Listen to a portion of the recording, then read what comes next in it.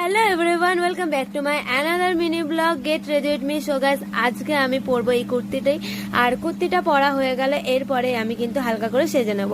তো মুখে কিছু ইউজ করলাম না, কারণ এই গরমে একটু কিছু মাখতে ইচ্ছা করছিল না, তাই নর্মালি মুখটা জল দিয়ে ধুয়ে নিয়েছিলাম।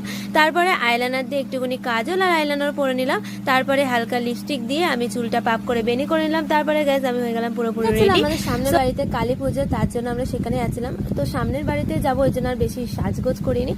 তো গাইস এই গরমে কিন্তু ভালো লাগছিল না। তারপরে দেখলাম গলাটা একদমই ফাঁকা লাগছে, সেই জন্য একটা চেন পরে নিয়েছিলাম।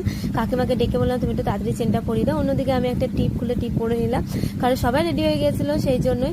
তাও টিপটা পরার পর দেখলাম মুখটা এবার পুরোপুরি ঠিক লাগছে, মানে একটা টিপ ছাড়া কিন্তু মুখটা পুরোপুরি অসম্পূর্ণ লাগছিল।